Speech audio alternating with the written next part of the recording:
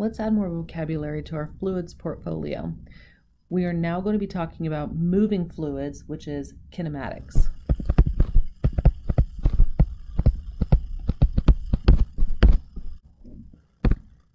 First, we have ideal fluid flow, which doesn't exist because we're not considering viscosity at all. Real fluid flow does consider viscosity. Steady flow says that with respect to time, flow properties at each point stay constant, which means unsteady flow means the properties are changing. Pressure flow is flow that occurs under pressure, like most gases. We also can have gravity flow, which means gravity is causing the flow. We can have flow that is spatially constant, meaning that density and velocity are the same in space, which means we can have spatially variable, which is density and velocity are not constant in space. If a flow is uniform, that means the cross-section is constant. Non-uniform flow is where the cross-section is going to be changing. Laminar flow is where the particles of the fluid move in parallel lines. Turbulent flow is where fluid particles mix and do not move in parallel lines. We can name these flows using flow patterns: streamlines, path lines, and streak lines. Streamlines are instantaneous flow patterns at a given instant time.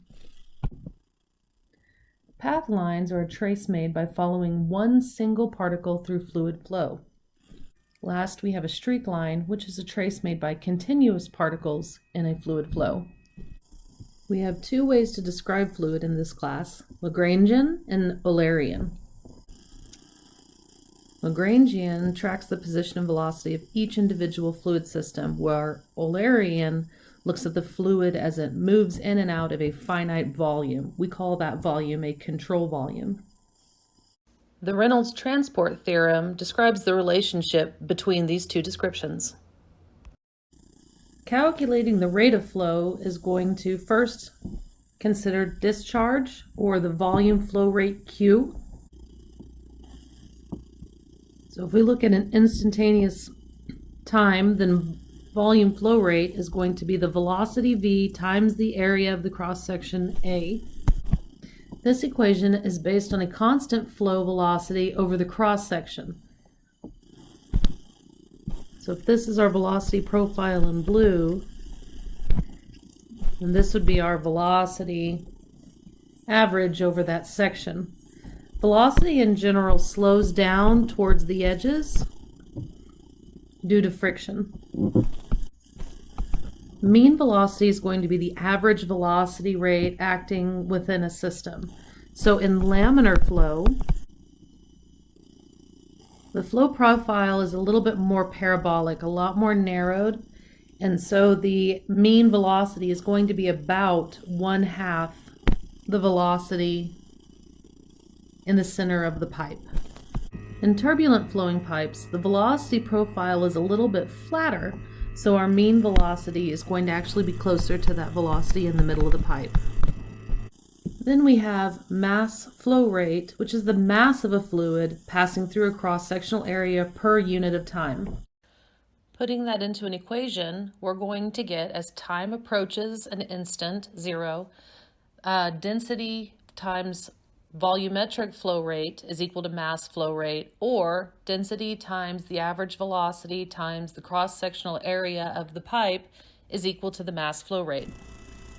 So if we have airflow in a 30 centimeter diameter pipe and the fluid has a density of 1.24 kilograms per meter cube and a mass flow rate of 3 kilograms per second, find the mean velocity and the discharge in the pipe. Mass flow rate is equal to the density times the discharge.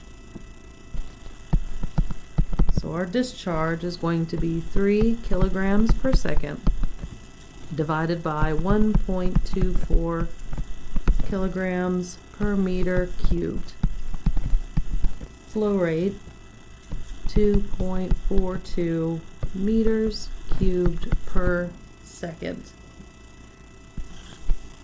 Mean velocity is going to equal to the flow rate divided by that cross-sectional area, which is that number we just solved for, meters cubed per second, divided by pi over 4 times 0.3 meters quantity squared.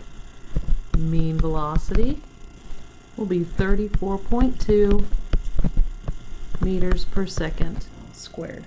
No, meters per second. So let's do some property transport with the control volume approach. So the control volume can be any shape and size that we want. So if I've got my control volume here that stretches from point 1 to point 2, I'm going to have an incoming velocity, an outgoing velocity. I will have a cross-sectional area here and another one over here. Putting these subscripts into the mass flow rate, I would have a mass flow rate 1 would equal to that first density, the area, and the velocity. And then I would have a second mass flow rate with all the 2 properties. Now our net flow rate is going to be that second mass flow rate minus the first. And according to Newton, he says the net flow rate is equal to 0.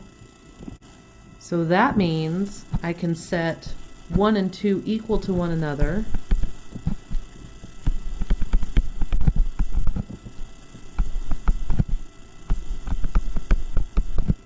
And remember that if we assume the fluid is incompressible, like a lot of liquids in this class, then that incoming and outgoing densities are the same.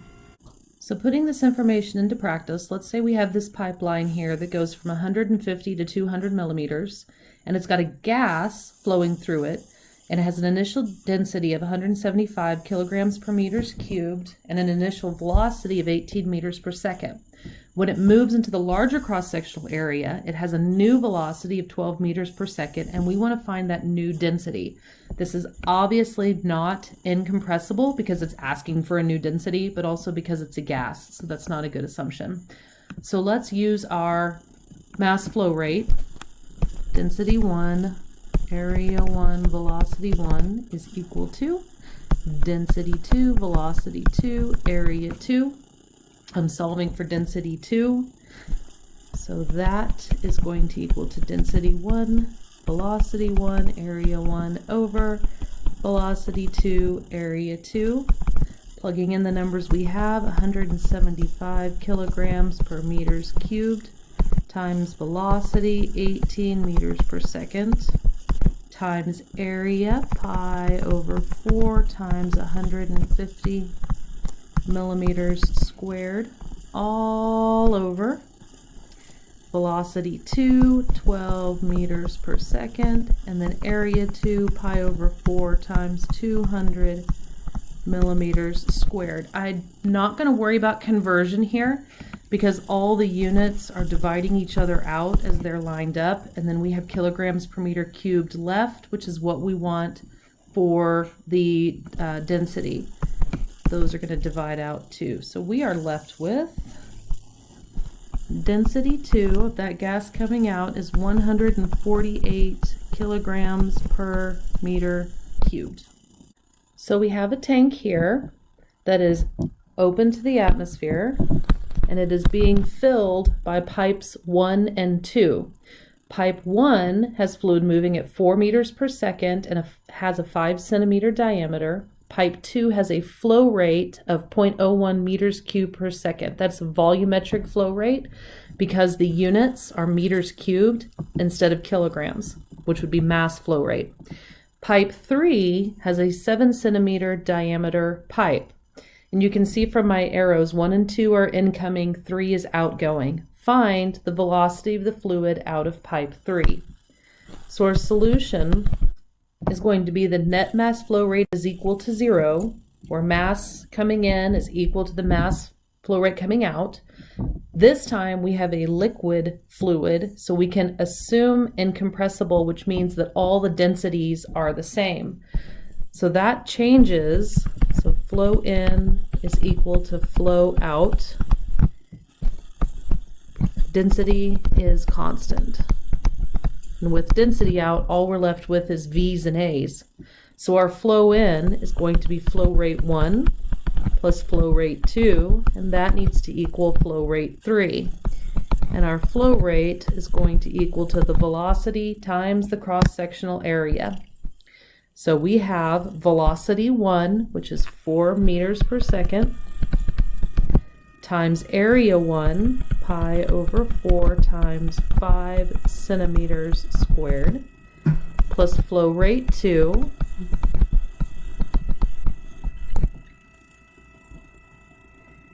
and this needs to equal to flow rate 3, V3 that we don't know, times the area, pi over 4 times 7 centimeters squared.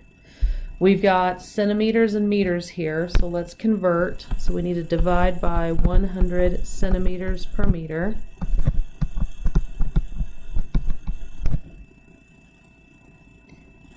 And solving for velocity 3, we have 4.64 meters per second.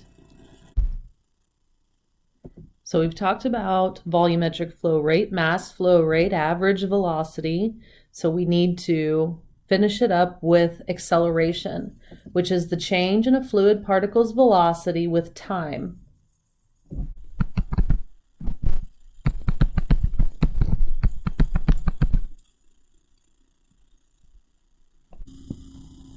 So we have a 3-foot diameter tank that has 2 inlets, A at 400 gallons per hour and B at 200 gallons per hour.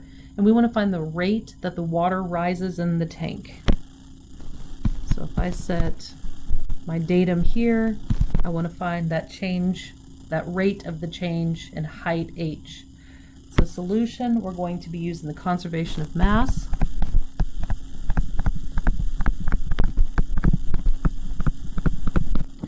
Where the mass in needs to equal the mass out. And we are dealing with fluid, so density is constant,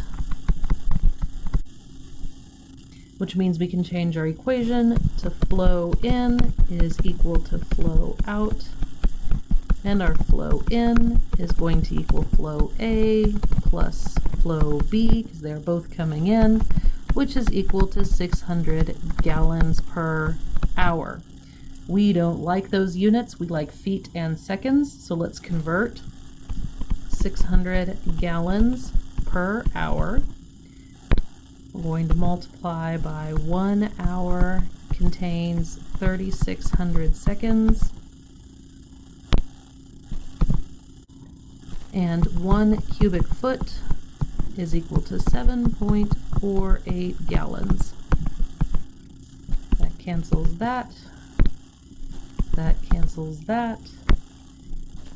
And we are left with 0.02228 feet cubed per second for our flow rate coming in. Now we have a rate of the water that it rises, so we're going to need to use the Q is equal to change in volume over time equation, and our volume is going to be whatever that initial volume was plus our new volume, so that's going to be pi over 4d squared, so there's my cross-sectional area, times height. The initial volume we can just ignore, doesn't really go to 0, but I'm ignoring it because we want to know the change in height, right? So we can just leave volume as that pi over 4d squared h. So So our derivative with respect to time is going to be the volume pi over 4d, and our d is 3 feet squared times height that we don't know is equal to, so this is our flow out, is equal to our flow in, 600 gallons per hour, or 0.02228 feet cubed per second. Flow in.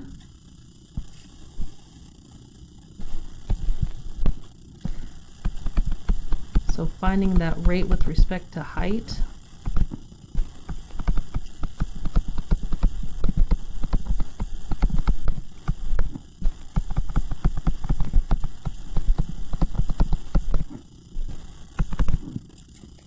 we have a rate of height change of 0.00315, and we're left with the units feet per second. So that is how much our height is going to change over time with that incoming flow rate.